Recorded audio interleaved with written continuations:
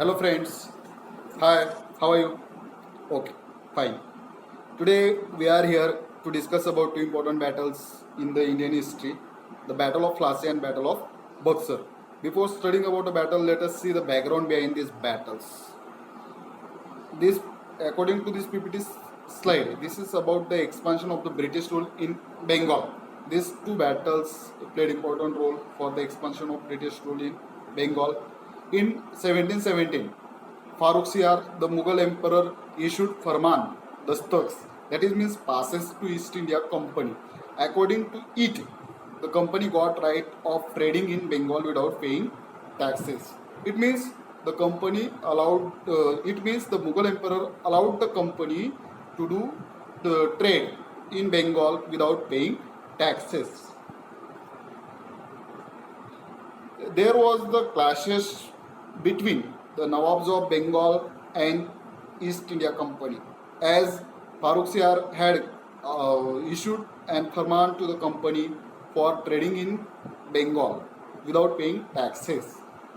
The Nawabs of Bengal during the time of Alivardi Khan, Siraj Uddaulah was administrator of Bengal and he insisted for taxes from company officials on their private trade.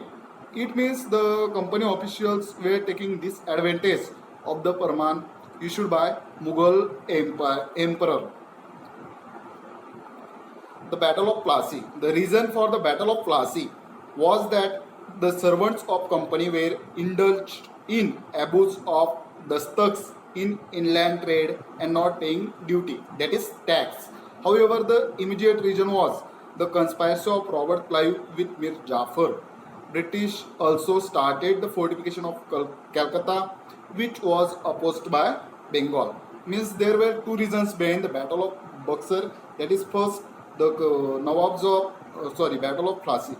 So the Nawabs of Plassey demanded tax from the company officials on their private trade, and secondly,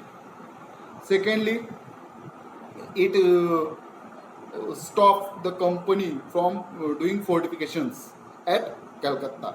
These were the two reasons that the company has started fortification of Calcutta, and second, denied paying the company officials denied paying taxes to the East India Company.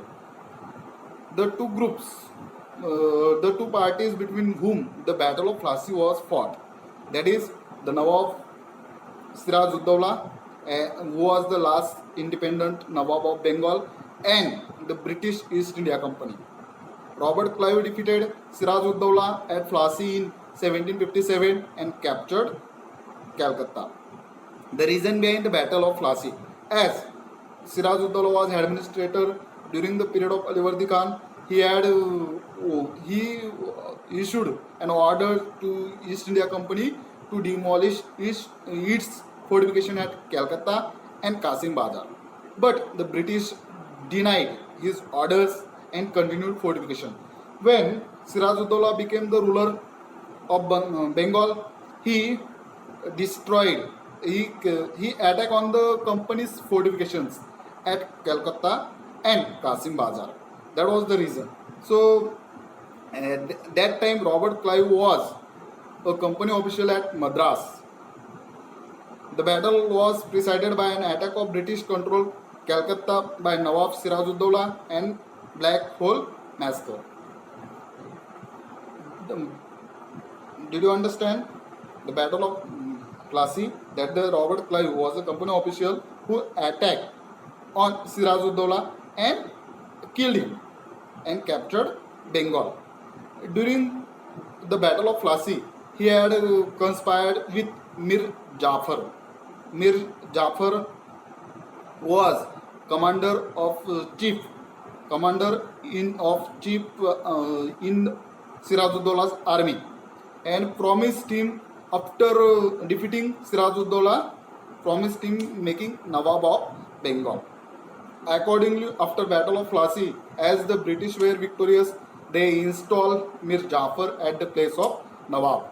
Because while doing so, the British wanted the puppet Nawab. But when Mir Jafar was not confident to fulfill the demands of British, they deposed him and appointed his son-in-law Mir Qasim in his place. Appointed Mir Qasim in his place. But as Mir Qasim was independent, he had independent ideology, and he didn't like the interfere of the British. So he wanted to overthrow the power of the British. So Mir Qasim conspired with Shuja-ud-Dawla, that is the Nawab of Awadh, and Shah Alam, the Mughal emperor, against the East India Company. It means there were two parties. One was led by Robert Clive and another was led by Mir Qasim. Mir Qasim was supported by Shuja-ud-Dawla and Shah Alam II. The Battle of Buxar was fought on 22 October 1764 between the forces under the command of British East India Company led by Hector Munro and combined armies of Mir Qasim, the Nawab of Bengal, the Nawab of Awadh, and the Mughal Emperor Shah Alam II. The battle ended with Treaty of Allahabad in 1765. Now let us see about the terms and conditions of Treaty of Allahabad. In 1765, the Treaty of Allahabad was signed between Shuja-ud-Dawla, Shah Alam II and the East India Company. Robert Clive met Shah Alam II at Allahabad and obtained Diwani, that is the right to collect revenue of Bengal, Bihar and Orissa. Secondly, in return the company would pay him the tribute of 26 lakh rupees annually. Tribute means donation. That the company got the right of collecting revenue on Bengal, Bihar and from Bengal, Bihar and Orissa.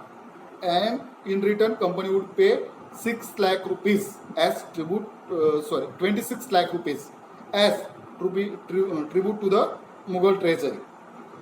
The districts of Kora and Allahabad were taken away from the Nawab of Awadh and handed over to Emperor Shah Alam II. Awadh was restored to Shuja-ud-Dawla on payment of rupees 50 lakh to the company, and he entered into the defensive alliance with the English. The grant of Diwani right facilitated the company to exploit vast revenue resources of Bengal. This is how the company got the right over the revenue of Bengal and started collecting revenue. Now, thank you.